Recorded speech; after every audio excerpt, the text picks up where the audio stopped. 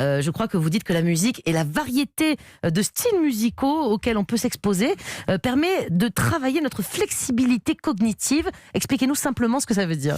La flexibilité cognitive, c'est un petit peu comme la flexibilité du corps, en fait. Il y a des gens qui sont un peu rigides, vous savez, on a même une expression qui dit psychorigide. Ouais. Et puis il y a ceux qui peuvent passer d'un sujet à l'autre, qui peuvent changer d'activité, etc.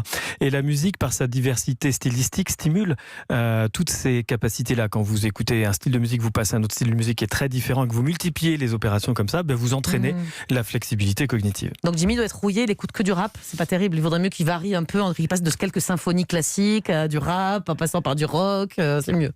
C'est pas le rap qui est en question, le rap c'est très bien, mais c'est le style, oui, rester cantonné à un style, c'est un peu dommage, aussi plaisant soit-il.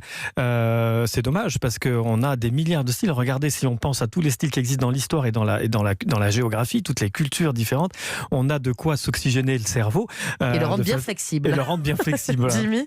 Mais du coup, qu'est-ce qui se passe dans notre cerveau si la musique, on dit, adoucit les mœurs? Est-ce que vraiment, il y a de la chimie qui se passe et qui fait que on se sent apaisé par une symphonie, par exemple? Oui, ça c'est un peu la grande découverte des neurosciences actuelles, c'est qu'on pensait que le plaisir musical était une sorte de plaisir intellectuel, mais qui n'avait pas vraiment de substance, ou alors qui stimulait que les réseaux vraiment néocorticaux du cerveau.